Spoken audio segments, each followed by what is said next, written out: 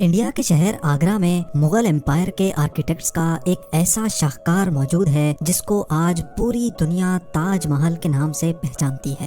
42 ایکڑ پر پھیلا دور سے ہی چمکتا ہوا یہ مقبرہ جہاں اپنے اندر خوبصورتی کے باغیچے سجائے ہوئے ہیں، وہیں اس کے اوپر غم اور اداسی کے کئی بادل ابھی تک منڈلا رہے ہیں۔ ناظرین، لگ بھگ 400 سال پہلے بنائی جانے والی یہ خوبصورت بلڈنگ جہاں اپنے دور کی سب سے بڑی اور سب سے شاندار بلڈنگ ہوا کرتی تھی، وہیں آج اس کو دنیا کا 7واں عجوبہ بھی مانا جاتا ہے۔ اس عالیشان اسٹرکچر کو بنانے میں 20,000 مزدوروں نے دن رات خون پسینہ بہایا، اور وہ بھی 1 یا 2 سالوں تک نہیں بلکہ پورے 22 سالوں تک۔ اگر آج کے دور میں اس کی قیمت کا اندازہ لگایا جائے تو سنگ مرمر کا یہ انمول مقبرہ حیرت انگیز طور پہ $1 بلین یعنی 7,500 کروڑ روپیوں سے بھی زیادہ مہنگا ہے، کیونکہ اس بلڈنگ میں مغل آرکیٹیکٹس نے اپنے ہنر کی کئی ایسی نشانیاں چھوڑی تھیں جن کی دنیا کے ٹاپ انجینئرز بھی آج تک تعریف کرتے ہیں۔ اس بلڈنگ کو ایسے ڈیزائن کیا گیا کہ جب مین گیٹ کے پیچھے سے اس کو دیکھا جاتا ہے تو یہ کافی بڑی لگتی ہے، لیکن جیسے ہی مین گیٹ کی طرف بڑھا جاتا ہے تو آٹومیٹیکلی اس کا سائز چھوٹا ہوتا جاتا ہے۔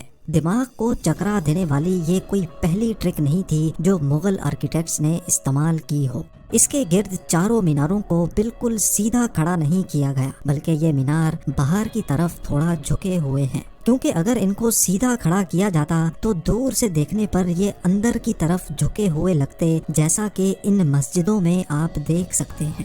ان میناروں کو باہر کی طرف جھکانے کا ایک اور ریزن بھی تھا، اور وہ یہ تھا کہ خطرناک ارتھ کوئک کی صورت میں اگر یہ مینار گرے بھی تو یہ باہر کی طرف گر کر تاج محل پر ایک آنچ بھی نہ آنے دے۔ لیکن آخر ماجرا کیا تھا کہ اس کو بنانے والے کسی صورت میں اس پر ایک خراش بھی برداشت نہیں کر سکتے تھے۔ تاج محل کے وہ کون سے راز تھے جن کو 400 سال پہلے چھپانے کی کوشش کی گئی تھی، اور جب اس دور میں کنکریٹ یا اسٹیل ہی نہیں ہوا کرتا تھا تو آخر اس عالیشان مقبرے اور اس پر موجود 40 میٹر اونچے ڈوم کو کیسے بنایا گیا؟ یہ سب اور اس سے بھی زیادہ آپ جان سکیں گے آج کی اس اسپیشل ویڈیو میں۔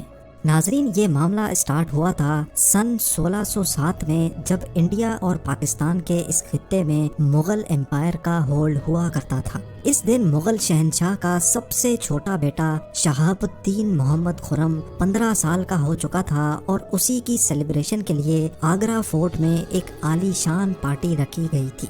خرم مغل شہنشاہ کو سب سے زیادہ عزیز تھا، اسی وجہ سے اس کے ہر جنم دن پر اس کو ہیرے جواہرات اور سونے سے تولا جاتا تھا، یعنی جتنا وزن شہزادے خرم کا ہوتا تھا اتنا ہی خزانہ اس کے نام کر دیا جاتا تھا۔ لیکن اس جنم دن پر کچھ اور بھی خاص ہونے والا تھا۔ مغل شہنشاہ نے شہزادے خرم کی شادی اپنے ایک وکیل کی بیٹی کے ساتھ کر دی جس کو ممتاز محل کے نام سے جانا جاتا ہے۔ ممتاز اور خرم کو پہلے دن ہی ایک دوسرے سے بے انتہا محبت ہو چکی تھی، اور اس وقت یہ کسی کو بھی معلوم نہیں تھا کہ اس محبت کا بول بالا ہمیشہ کے لیے رہنے والا ہے۔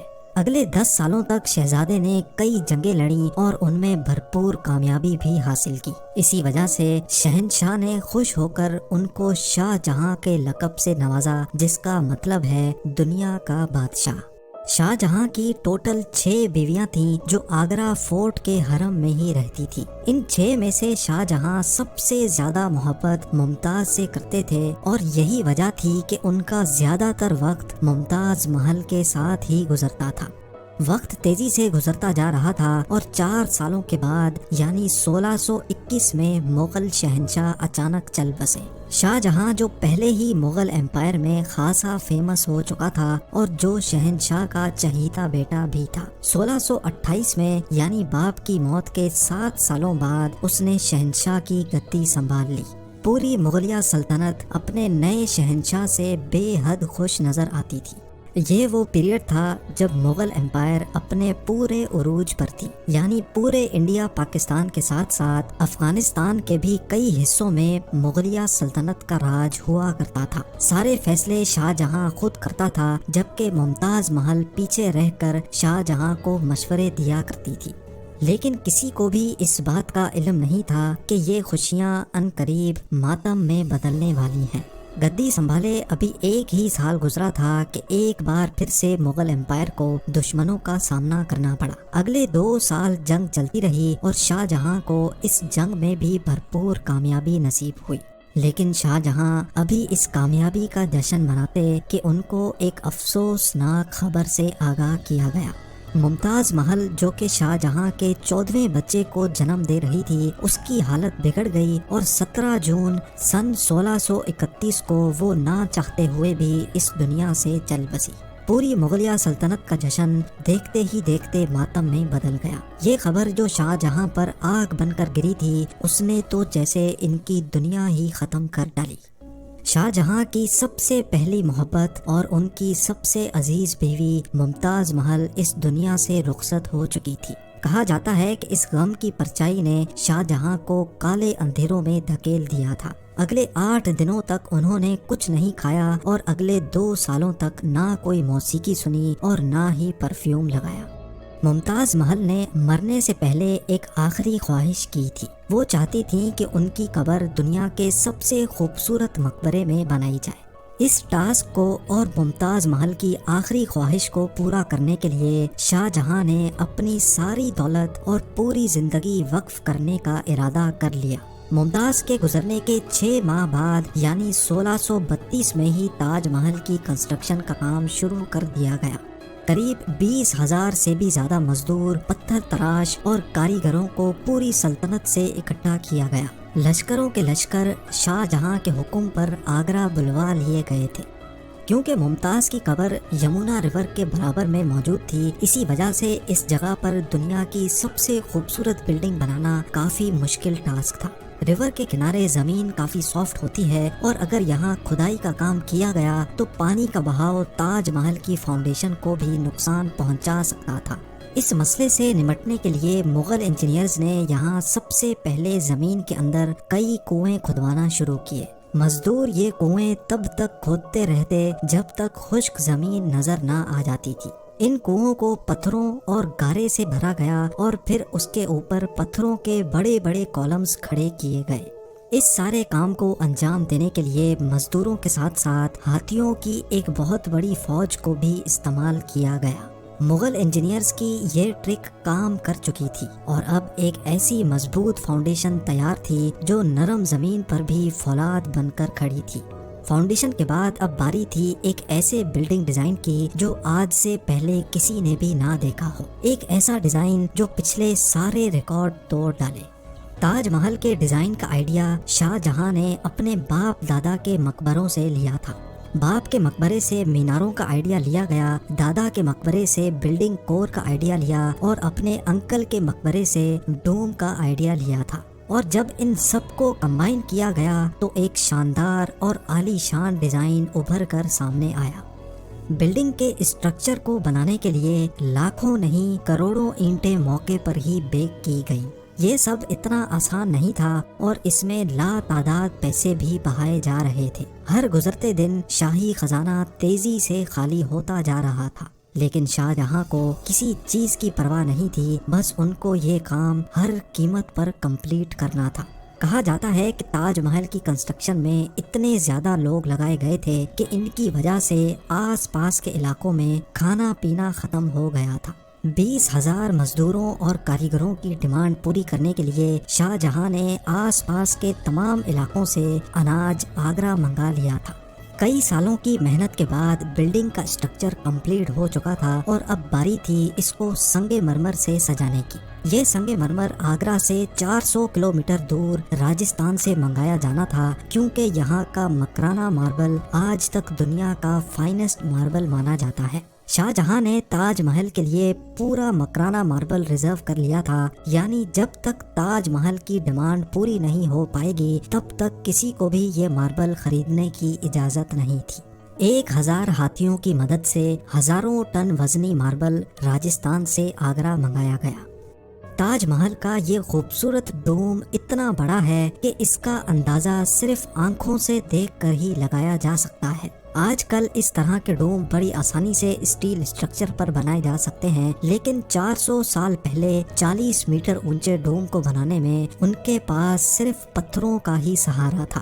اس ڈوم کو بنانے میں مغل انجینئرز نے جو اسٹریس کیلکولیشن کی تھی اس کی آج کے انجینئرز بھی بہت تعریف کرتے ہیں۔ تاج محل کی فنیشنگ کے لیے اس کو پیٹرا ڈورا یا پرچن کاری سے ڈیکوریٹ کیا جانا تھا۔ پیٹرا ڈورا ایک ایسی کلاکاری کو کہا جاتا ہے جس میں قیمتی پتھر کو ماربل کے اندر تراش کر لگایا جاتا ہے۔ ماربل کو بڑی مہارت اور باریکی سے قیمتی پتھر کی شیپ کے حساب سے تراشا جاتا ہے اور پھر اس میں پتھر کو گلو کے ذریعے چپکایا جاتا ہے۔ تاج محل پر استعمال ہونے والی گلو کوئی عام گلو نہیں تھی۔ کافی ریسرچ اور لیبارٹری ٹیسٹ کے بعد معلوم پڑا کہ یہ گلو شیرہ، لیمن جوس اور سنگ مرمر پاؤڈر کو ملا کر بنائی جاتی تھی۔ وہی سیم گلو آج بھی تاج محل کی رینوویشن کے لیے استعمال کی جاتی ہے۔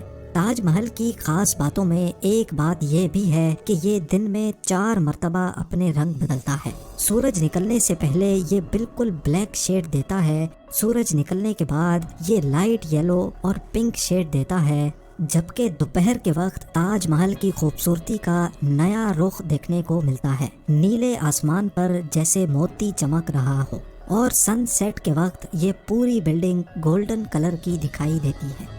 پورے 22 سالوں کے بعد سن 1654 میں تاج محل کی کنسٹرکشن کا کام مکمل کر لیا گیا۔ شاہ جہاں اپنی بیگم کی یاد میں دنیا کا سب سے خوبصورت مقبرہ بنانے میں کامیاب ہو چکا تھا۔ شاہ جہاں نے اس عالی شان عمارت کا نام اپنی پسندیدہ بیوی کی یاد میں ہی رکھا۔ ممتاز محل سے اس کا نام تاج محل رکھ دیا گیا۔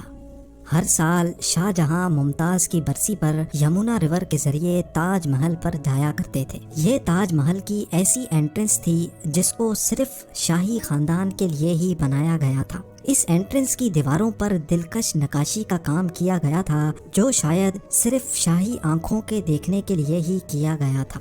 شاہ جہاں کا یہ مہنگا ترین پروجیکٹ کمپلیٹ تو ہو چکا تھا، لیکن اس نے مغلیہ سلطنت کو تباہی کے کنارے پر لا کھڑا کیا۔ 4 سالوں کے بعد یعنی 1658 میں شاہ جہاں اور ممتاز کے اپنے ہی بیٹے نے شاہی تخت الٹ دیا اور خود مغل امپائر کا شہنشاہ بن گیا۔ شاہ جہاں جو پچھلے 30 سالوں سے اس تخت پر راج کر رہے تھے، اس کو قیدی بنا کر آگرہ فورٹ میں ہی بند کر دیا گیا۔ صرف ایک فیسلٹی ایسی تھی جو شاہ جہاں کو دی گئی، اور وہ یہ تھی کہ جس کمرے میں اس کو بند کیا گیا تھا اس کی کھڑکی سے وہ تاج محل کو دیکھ سکتے تھے۔ 8 سال قید میں رہنے کے بعد 74 ایئرز کی ایج میں شاہ جہاں بھی اس دنیا کو الوداع کر گئے۔ شاہ جہاں کا اب ممتاز سے دوبارہ ملنے کا وقت آ چکا تھا اور ان کو تاج محل میں ہی دفن کر دیا گیا۔